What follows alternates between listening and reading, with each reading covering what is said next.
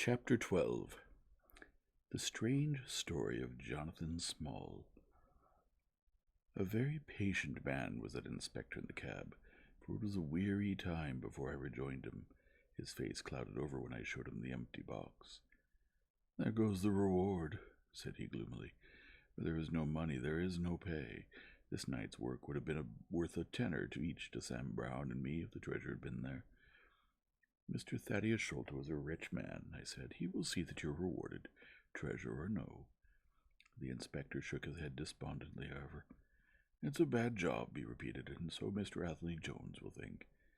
His forecast proved to be correct, for the detective looked blank enough when I got to Baker Street and showed him the empty box. They had only just arrived. Holmes, the prisoner, and he, for they had changed their plans so far as to report themselves at a station upon the way. My companion lounged in his armchair with his usual listless expression, while Small sat stolidly opposite to him with his wooden leg cocked over his sound one. As I exhibited the empty box, he leaned back in his chair and laughed aloud. "This is your doing, Small," said Athelney Jones angrily. "Yes, I've put it away where you shall never lay hand upon it," he cried exultantly. "It is my treasure, and if I can't have the loot, I'll take damned good care that no one else does. I'll tell you that no living man has any right to it, unless it's the three men who are in the Andaman convict barracks and myself. I know now that I cannot have the use for it, and I know that they cannot. I've acted all through for them as much as for myself. It's been the sign of four with us, always. Well, I know they would have had me do just what I've done, and throw the treasure into the Thames rather than let it go to kith or kin at Sholto, or Morstan. It was not to make them rich that we did for Achmet. You'll find the treasure where the key is, and where little Tonga is. When I saw that your launch must catch us, I put the loot away in a safe place. There are no rupees for you on this journey." "You're deceiving us, Small," said Athelney Jones sternly. "If you had wished to throw the treasure to the Thames, it would have been easier for you to have thrown box and all." "Easier for me to throw, and easier for you to recover," he answered, with a shrewd sidelong look. "The man that was clever enough to hunt me down is clever enough to pick an iron box from the bottom of a river.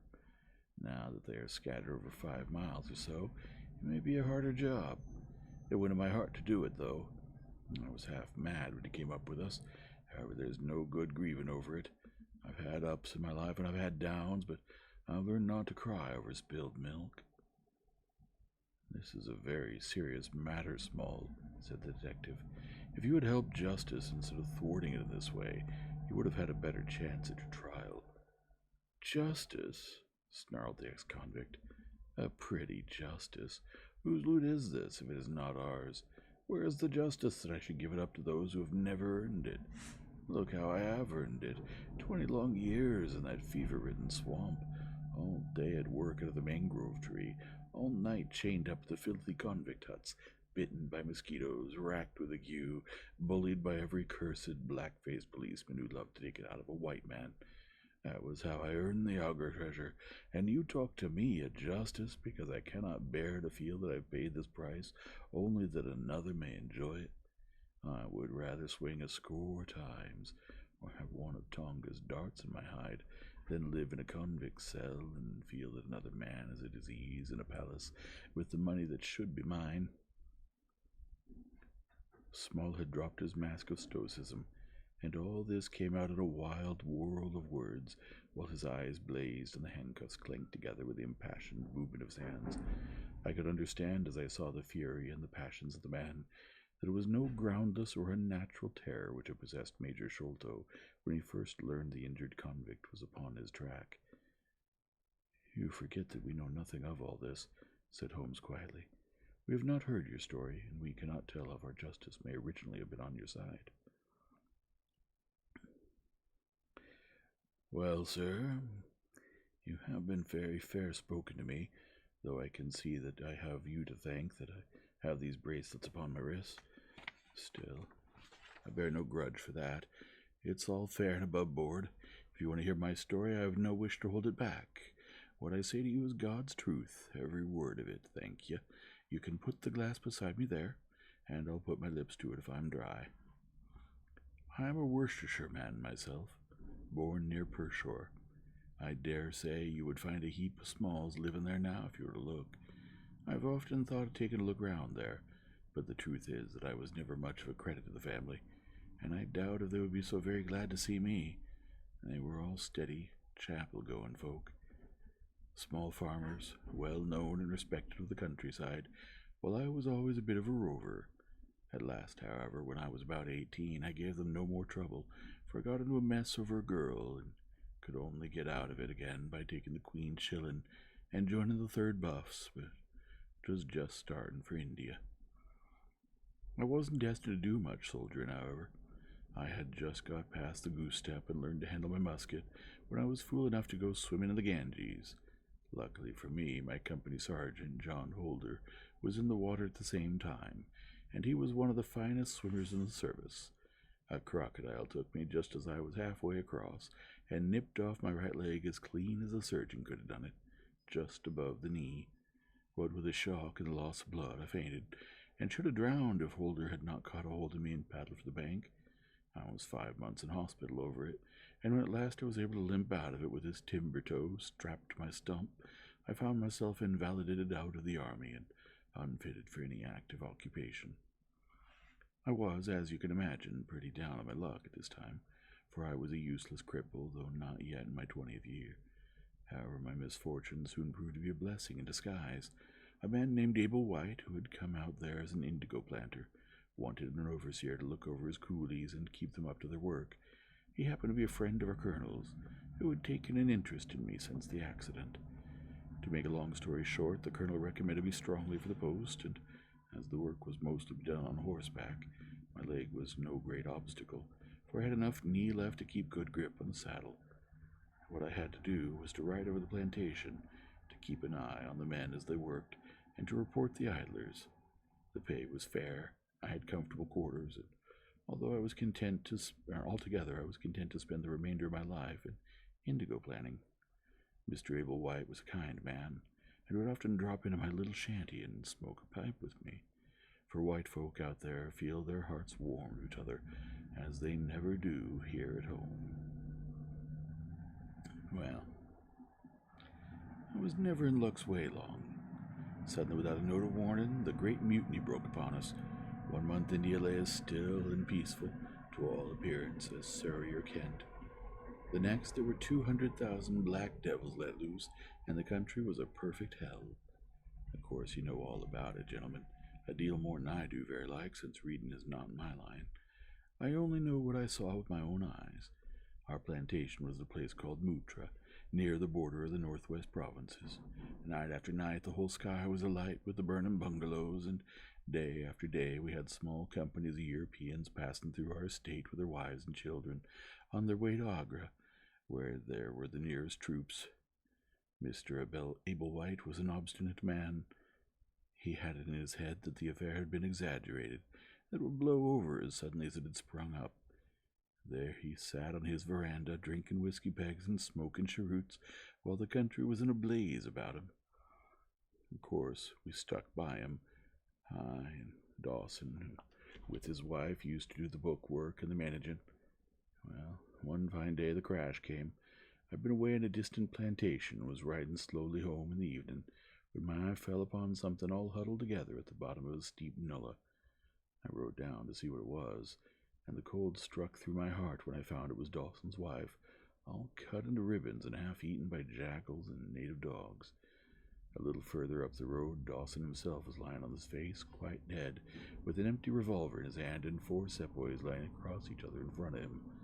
I reined up my horse, wondering which way I should turn, but at that moment I saw thick smoke curling up from Abel White's bungalow, and the flames beginning to burst through the roof. I knew then that I could do my employer no good, but would only throw my own life away if I meddled in the matter. From where I stood I could see hundreds of the black fiends, with their red coats still at their backs, dancing and howling round the burning house. Some of them pointed at me, and a couple of bullets sang past my head, so I broke away across the paddy fields and found myself late at night, safe within the walls at Agra. As it proved, however, there was no great safety there either. The whole country was up like a swarm of bees. Wherever the English could collect in little bands, they held just the ground that their guns commanded. Everywhere else, they were helpless fugitives. It was a fight of the millions against the hundreds, and the cruelest part of it was that these men that we fought against, foot, horse, and gunners, were our own picked troops whom we had taught and trained, handling our own weapons and blowing our own bugle calls. At Agra there were the 3rd Bengal Fusiliers, some Sikhs, 2 troops of horse, and a battery of artillery. A volunteer corps of clerks and merchants had been formed, and this I joined, wooden leg and all. We went out to meet the rebels at Chagunga early in July, and we beat them back for a time. But our powder gave out, and we had to fall back upon the city. Nothing but the worst news came at us from every side, which is not to be wondered at, for if you look at the map, you will see that we were right in the heart of it now. Lucknow is rather better than 100 miles to the east, and Cawnpore about as far to the south. From every point of the compass there was nothing but torture and murder and outrage. The city of Agra is a great place, swarming with fanatics and fierce devil-worshippers of all sorts. Our handful of men were lost among the narrow, winding streets. Our leader moved across the river, therefore, and took up his position in the old fort of Agra. I don't know if any of you gentlemen have ever read or heard anything of that old fort. It's a very queer place. The queerest that ever I was in, and I've been in some rum corners too. First of all, it is enormous in size. I should think that the enclosure must be acres and acres. There is a modern part which took all their garrison, women, children, stores, and everything else, with plenty of room over. But the modern part is nothing like the size of the old quarter, where nobody goes, and which is given over to the scorpions and the centipedes. It is all full of great deserted halls and winding passages, and long corridors twisting in and out, so that it is easy enough for folk to get lost in it. For this reason it was seldom that anyone went into it, though now and again a party with torches might go exploring. The river washes along the front of the old fort, and so protects it, but on the sides and behind there are many doors, and these had to be guarded, of course, in the old quarter as well as in that which was actually held by our troops. We were short-handed, with hardly men enough to man the angles of the building, and to serve the guns. It was impossible for us, therefore, to station a strong guard at every one of the innumerable gates. What we did was to organize a central guardhouse in the middle of the fort, and to leave each gate under the charge of one white man and 2 or 3 natives. I was selected to take charge during certain hours of the night of a small isolated door upon the southwest side of the building. 2 Sikh troopers were placed under my command, and I was instructed if anything went wrong to fire my musket, when I might rely upon help coming at once from the central guard.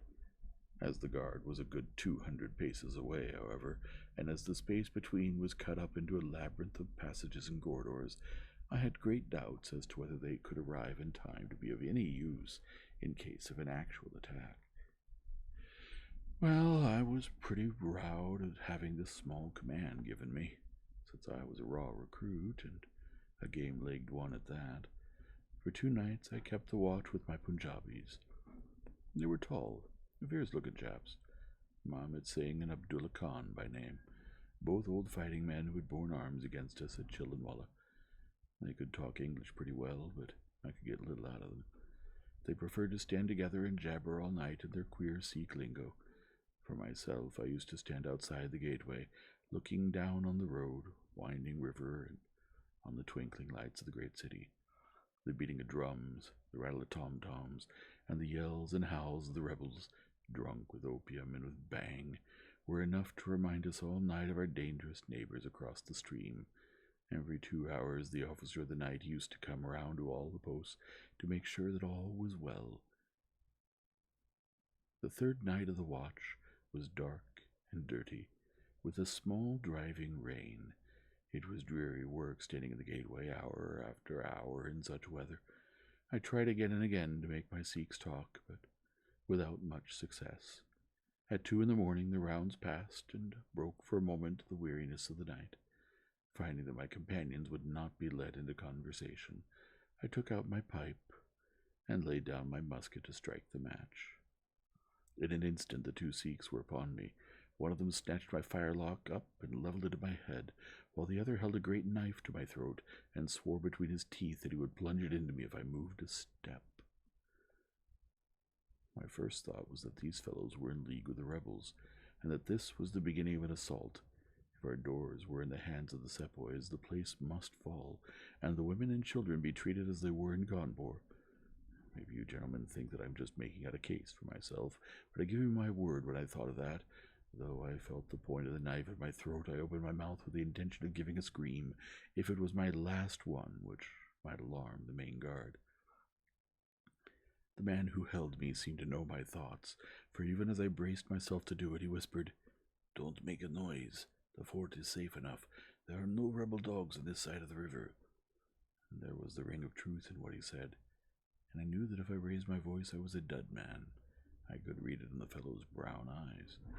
I waited therefore in silence to see what it was that they wanted from me.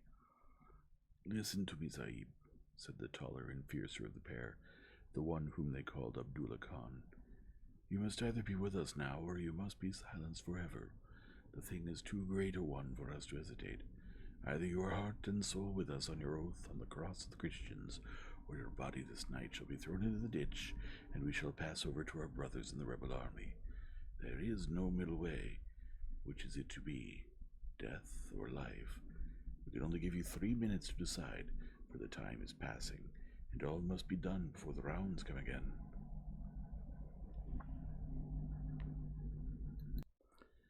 "How can I decide?" said I. "You have not told me what you want of me. But I tell you now that if it's anything against the safety of the fort, I'll have no truck with it, so you can drive home your knife and welcome." "It is nothing against the fort," said he. "We only ask you to do that which your countrymen come to this land for. We ask you to be rich. If you will be one of us this night, we will swear to you upon the naked knife, and by the threefold oath which no Sikh has ever known to break, that you shall have your fair share of the loot. A quarter of the treasure shall be yours. We can say no fairer."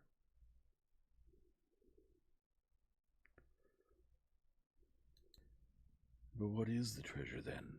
I asked. "I'm as ready to be rich as you can be, if you'll show me but how." "You will swear, then," said he, "by the bones of your father, by the honor of your mother, by the cross of your faith, to raise no hand and speak no word against us, either now or afterwards." "I will swear it," I answered, "provided that the fort is not endangered." "Then my comrade and I will swear to you that you shall have a quarter of the treasure, which shall be equally divided among the 4 of us." "There are but 3, said I. "No, Dost Akbar must have his share. We can tell this tale to you while we wait them. Do you stand at the gate, Mohammed Singh, and give notice of their coming. The thing stands thus, Sahib, and I tell it to you because I know that an oath is binding about Avarangi, and that we may trust you. Had you been a lying Hindu, though you had sworn by all the gods in their false temples, your blood would have been upon the knife, and your body in the water. But the Sikh knows the Englishman, and the Englishman knows the Sikh.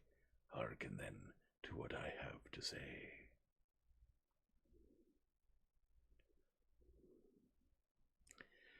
"There is a Raja in the northern provinces who has much wealth, though his lands are small.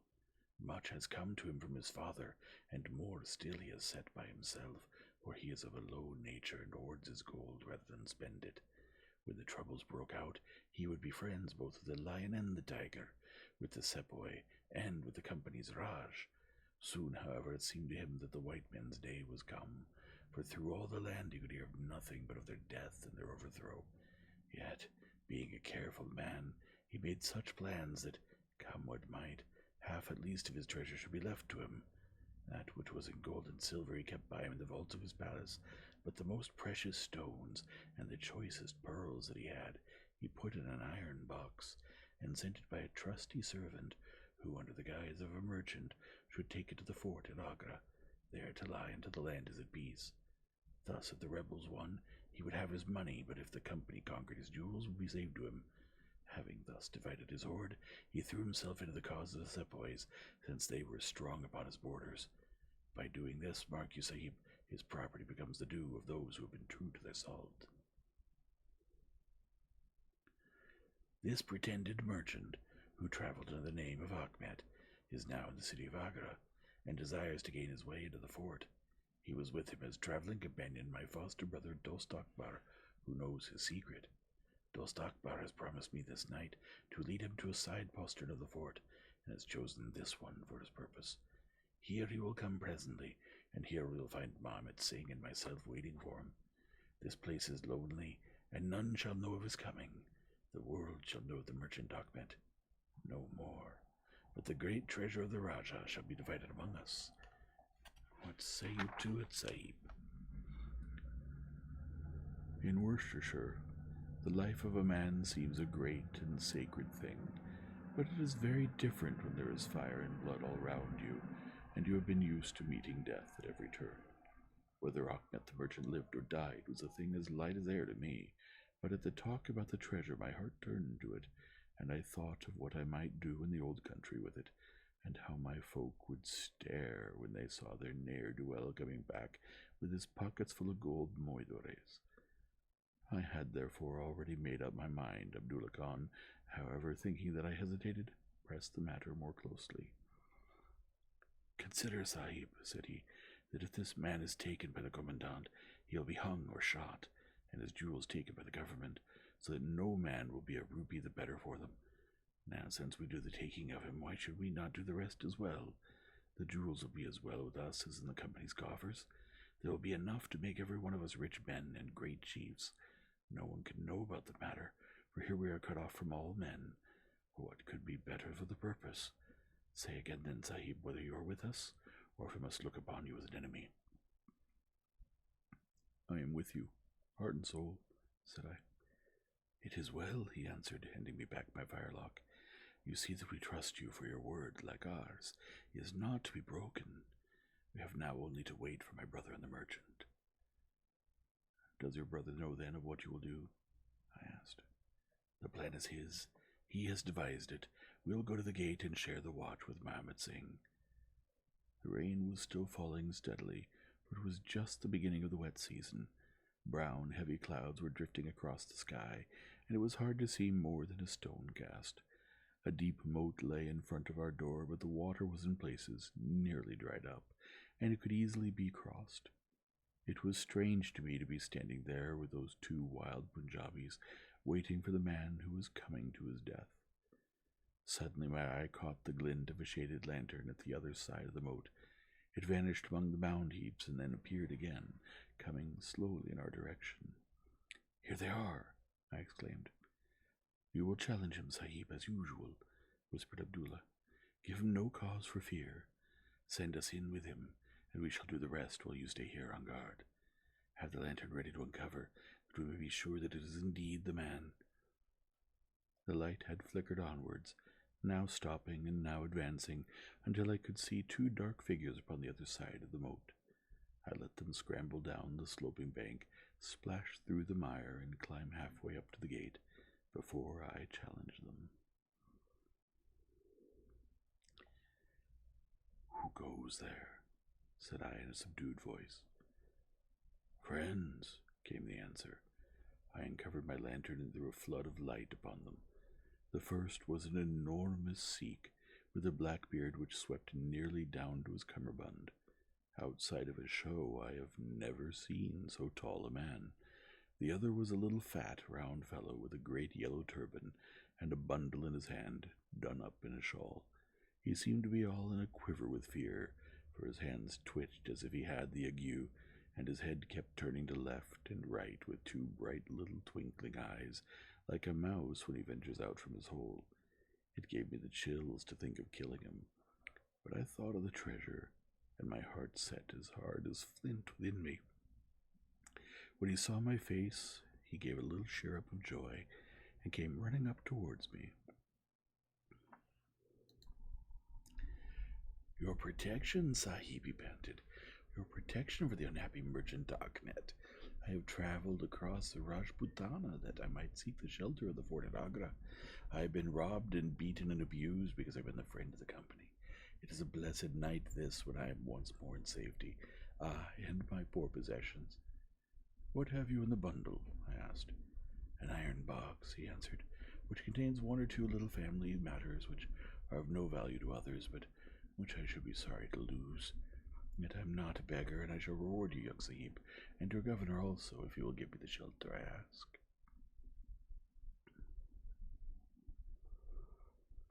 I could not trust myself to speak longer with the man. The more I looked at his fat, frightened face, the harder did it seem that we should slay him in cold blood. It was best to get it over. "Take him to the main guard," said I. The two Sikhs closed in upon him on each side, and the giant walked behind while they marched in through the dark gateway. Never was a man so compassed round with death. I remained at the gateway with the lantern. I could hear the measured tramp of their footsteps sounding through the lonely corridors.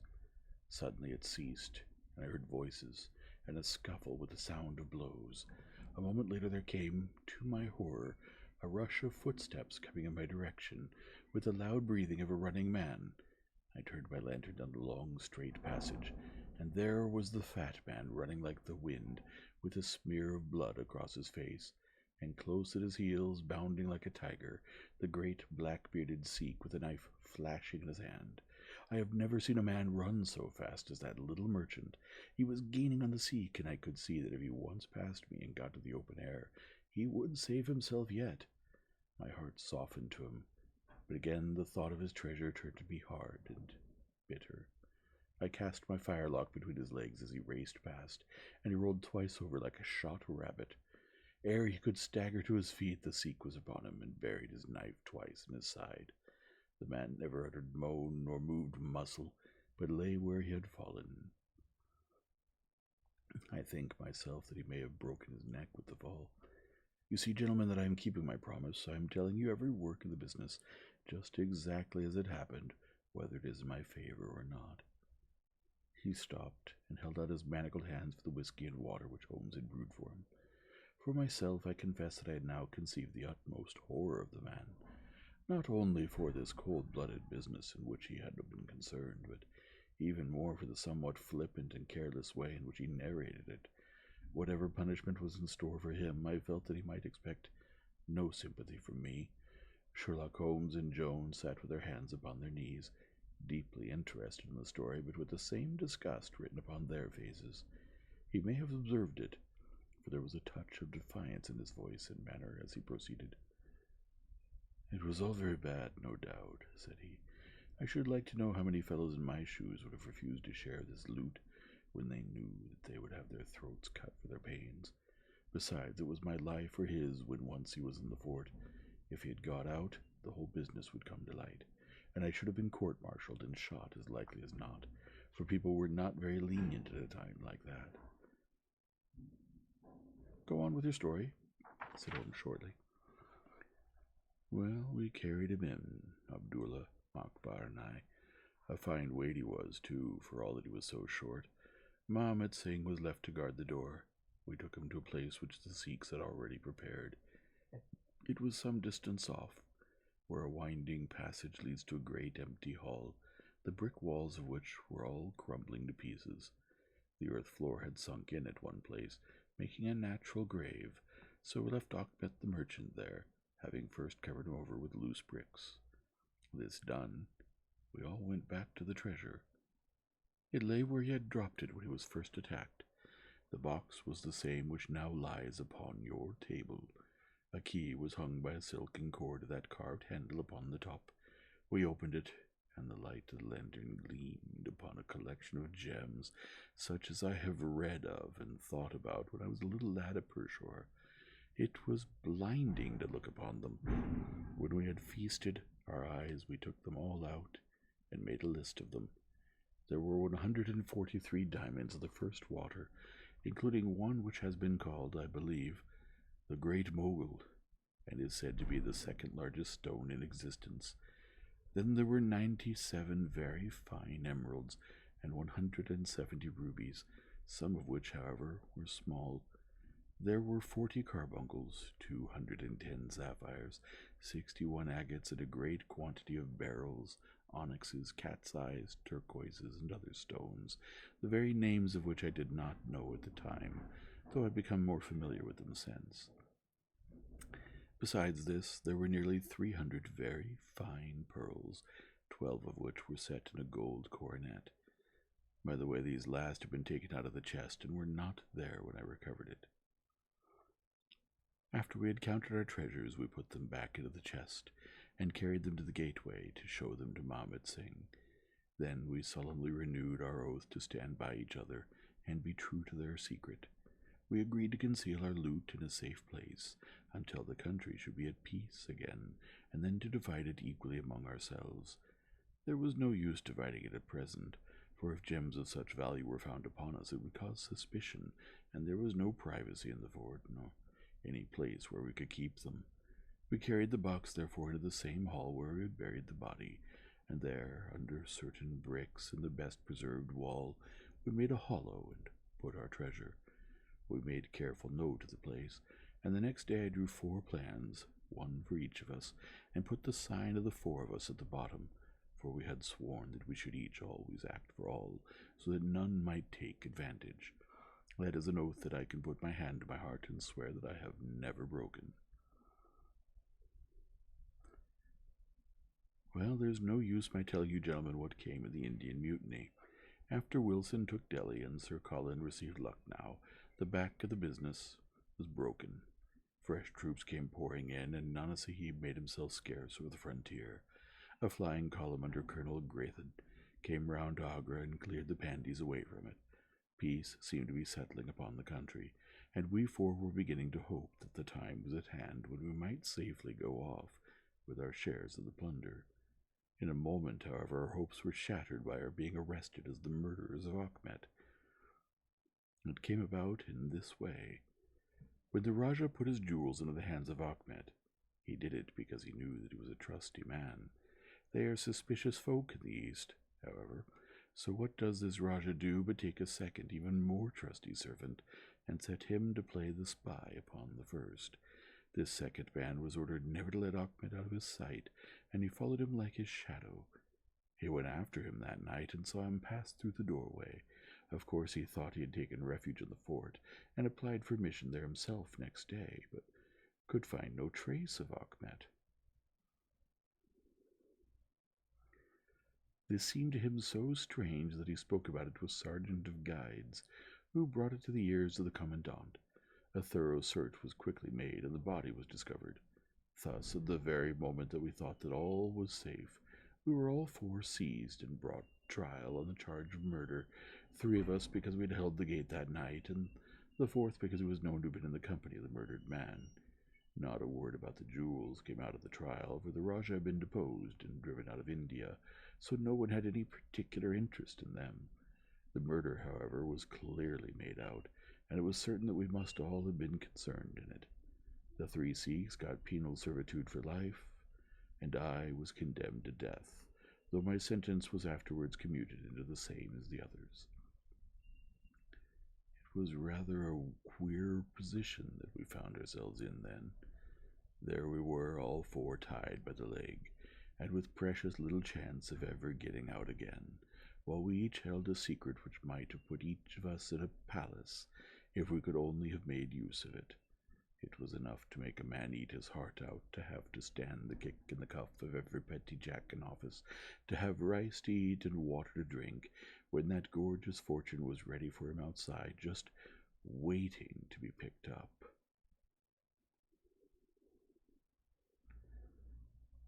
It might have driven me mad, but I was always a pretty stubborn one, so I just held on and bided my time. At last it seemed to me to have come. I was changed from Agra to Madras, and from there to Blair Island in the Andamans. There were very few white convicts at this settlement, and as I had behaved well from the first, I soon found myself a sort of privileged person. I was given a hut in Hopetown, which is a small place on the slopes of Mount Harriet, and I was left pretty much to myself.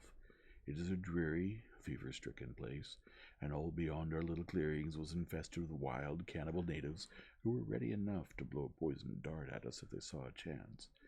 There was digging and ditching and yam planting, and a dozen other things to be done, so we were busy enough all day, though in the evening we had a little time to ourselves. Among other things, I learned to dispense drugs to the surgeon, and picked up a smattering of his knowledge. All the time I was on the lookout for a chance of escape, but it is hundreds of miles from any other land, and there is little or no wind in those seas, so it is a terribly difficult job to get away. The surgeon, Dr. Somerton, was a fast, sporting young chap, and the other young officers would meet in his rooms of an evening and play cards.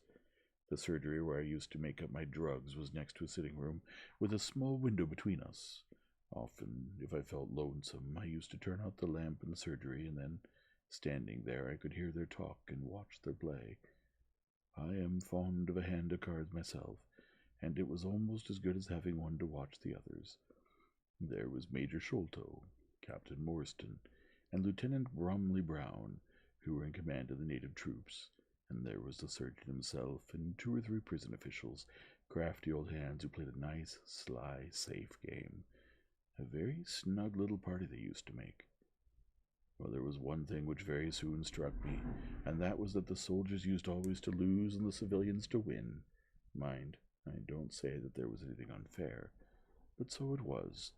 These prison chaps had done little else than play cards, ever since they'd been at the Andamans, and they knew each other's game to a point, while the others just played to pass the time, and threw their cards down anyhow.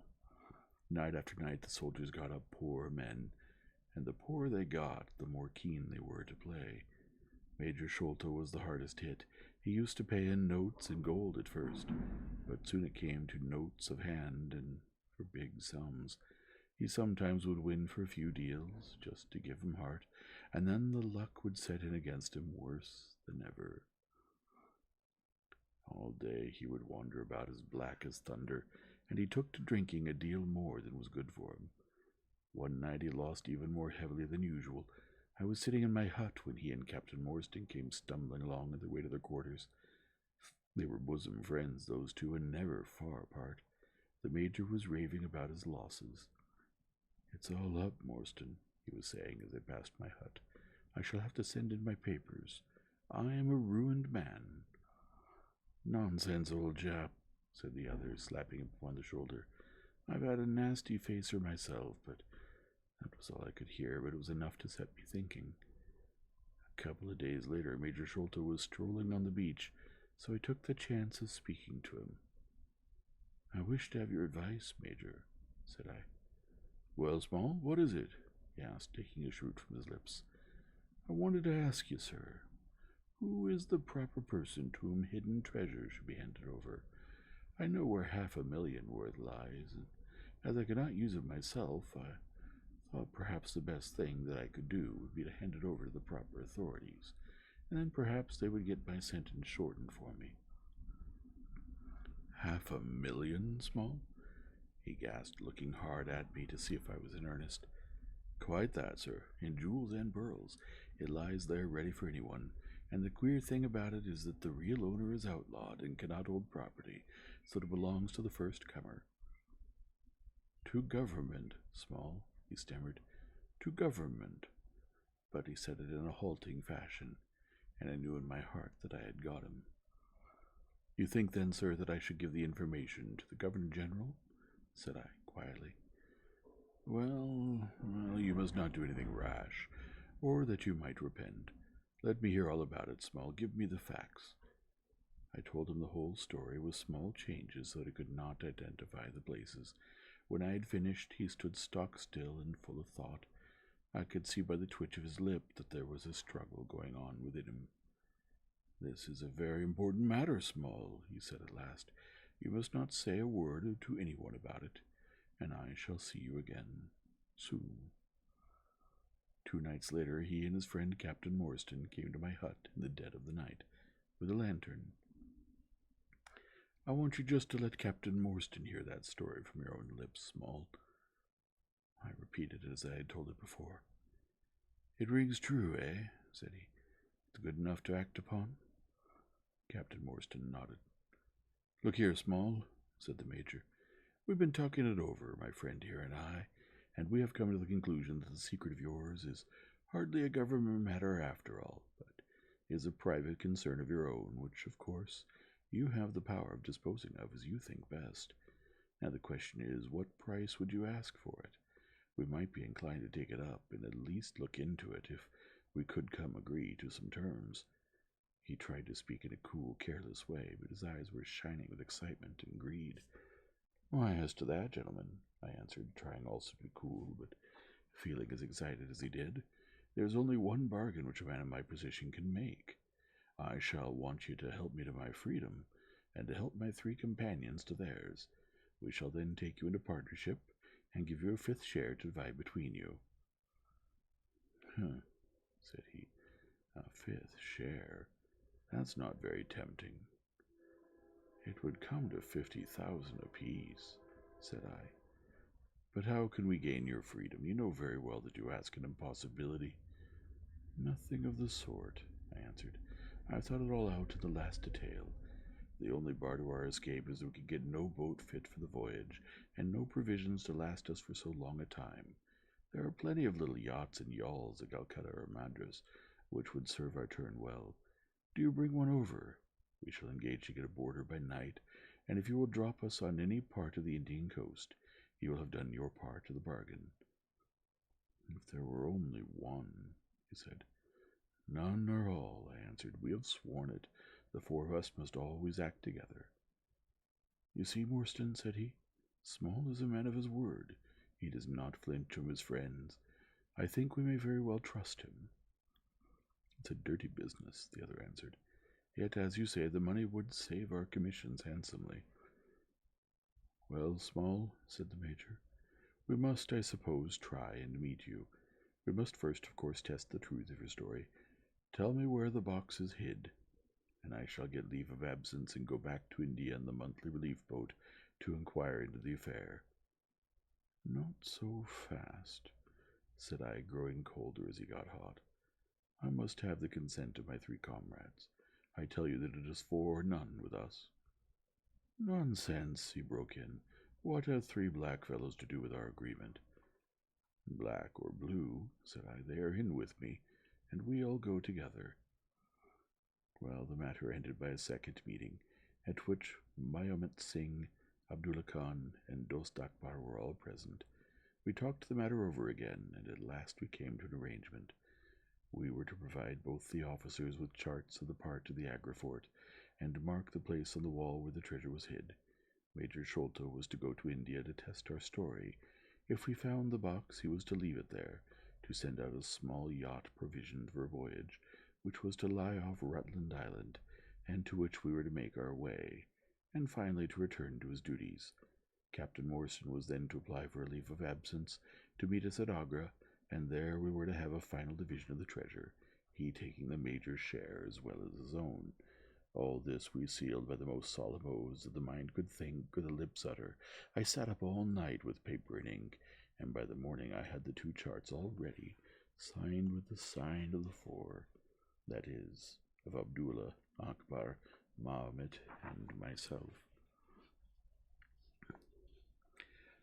Well, gentlemen, I weary you with my long story, and I know that my friend Mr. Jones is impatient to get me safely stowed in Choki. I'll make it as short as I can.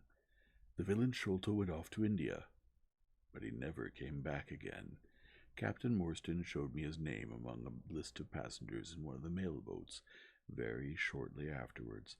His uncle had died, leaving him a fortune, and he had left the army.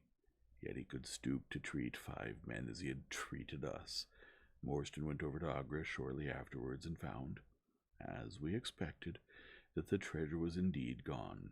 The scoundrel had stolen it all without carrying out one of the conditions on which we had sold him the secret. From that day I lived only for vengeance. I thought of it by day, and I nursed it by night. It became an overpowering, absorbing passion with me. I cared nothing for the law, nothing for the gallows.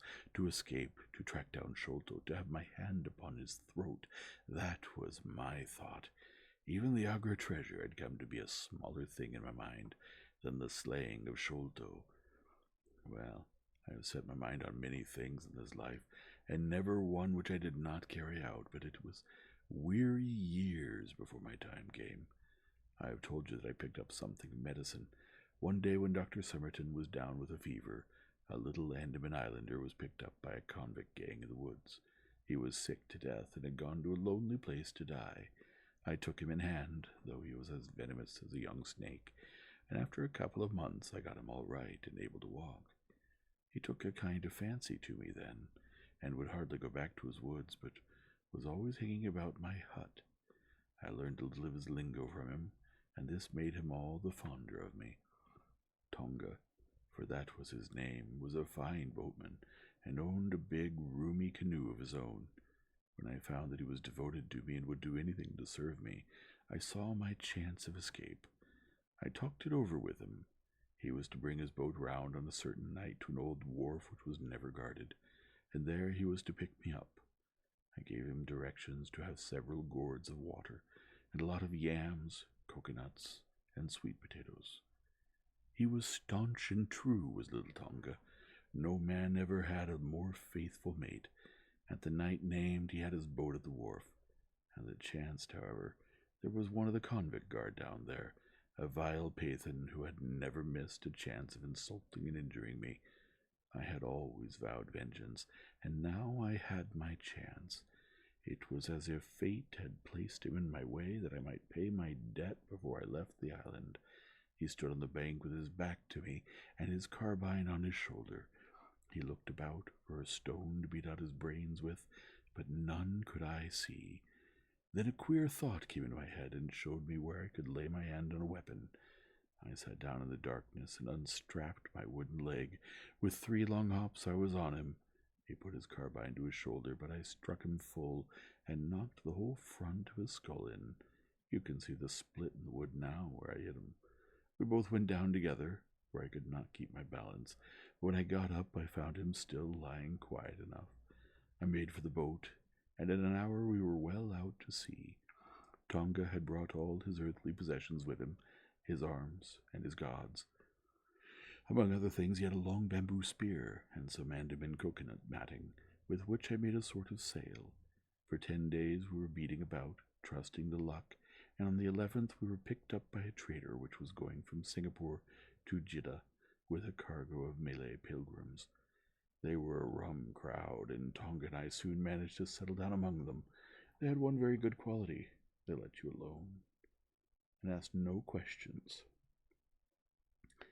Well, if I were to tell you all the adventures that my little chum and I went through, you would not thank me, for I would have had you here until the sun was shining. Here and there we drifted about the world, something always turning up to keep us from London.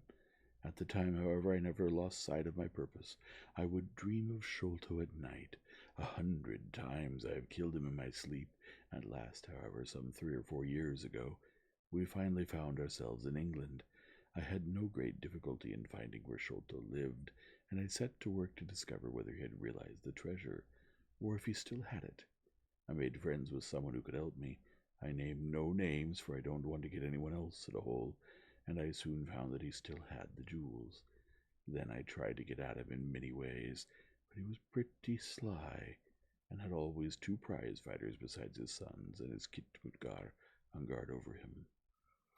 One day, however, I got word that he was dying. I hurried at once to the garden, mad that he should slip out of my clutches like that, and looking through the window I saw him lying in his bed with his sons on each side of him. I'd have come through and taken my chance with the 3 of them, only even as I looked at him his jaw dropped, and I knew that he was gone.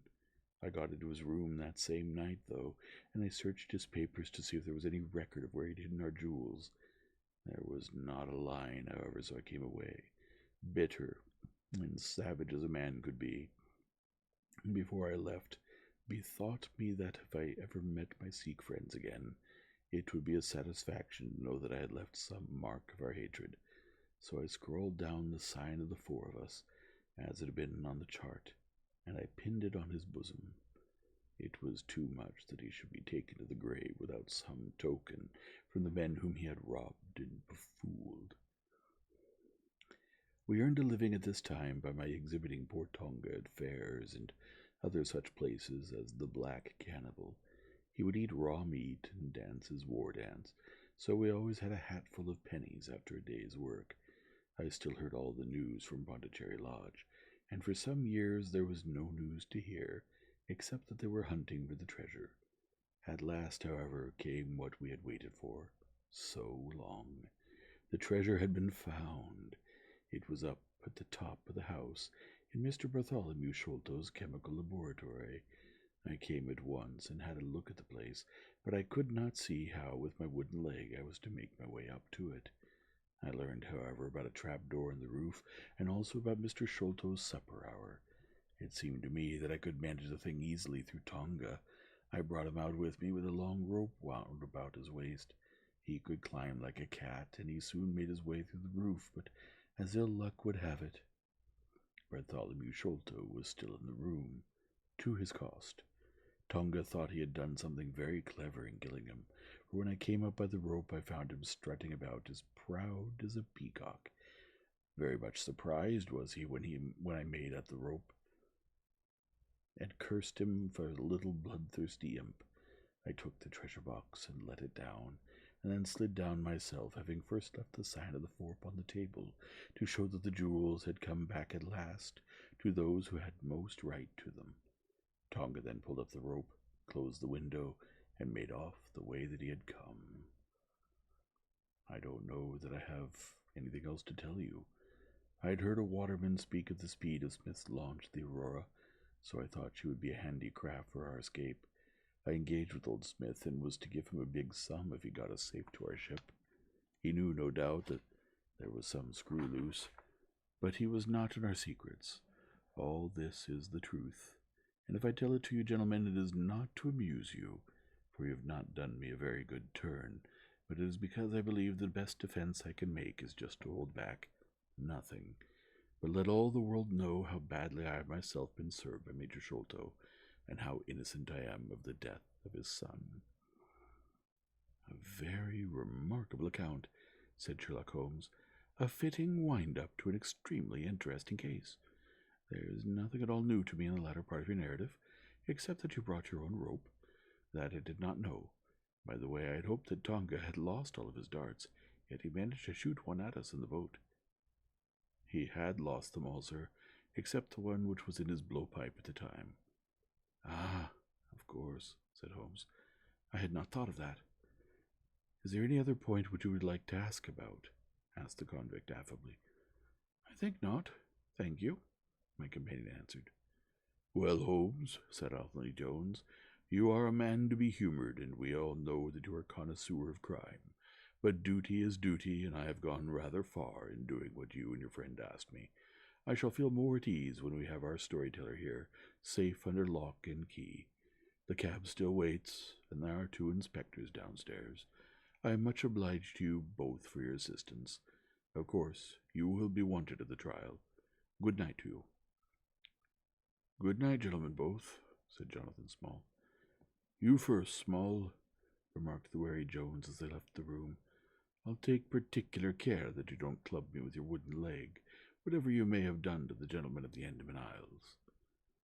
Well, and there is the end of our little drama, I remarked, after we had sat some time smoking in silence. I fear that it may be the last investigation in which I shall have the chance of studying your methods. Miss Morstan has done me the honor to accept me as a husband in prospective. He gave a most dismal groan. I feared as much, said he. I really cannot congratulate you. I was a little hurt. Have you any reason to be dissatisfied with my choice? I asked. Not at all. I think she is one of the most charming young ladies I ever met, and might have been most useful in such work as we've been doing. She had a decided genius that way. Witness the way in which she preserved that Agra plan from all the other papers of her father. But love is an emotional thing, and whatever is emotional is opposed to that true cold reason which I place above all things. I should never marry myself, lest I bias my judgment. I trust, said I, laughing, that my judgment may survive the ordeal. But you look weary. Yes, the reaction is already upon me. I shall be as limp as a rag for a week. Strange, said I, how terms of what in another man I should call laziness alternate with your fits of splendid energy and vigor. Yes, he answered. There are in me the makings of a very fine loafer, and also of a pretty spry sort of fellow. I often think of those lines of old Goethe. Schattet an die Natur einen Mensch aus der Schuf, denn zum würdigen Mann war und zum Schelmen der Stoff. By the way, apropos of this Norwood business, you see that they had, as I surmised, a confederate in the house, who could be none other than Lal Rao, the butler. So Jones actually had the undivided honor of having caught one fish in his great haul. The division seems rather unfair, I remarked. You have done all the work in this business. I get a wife out of it. Jones gets the credit. Pray, what remains for you? For me? Said Sherlock Holmes. There still remains the cocaine bottle. And he stretched his long white hand up for it. End of The Sign of the Four by Sir Arthur Conan Doyle.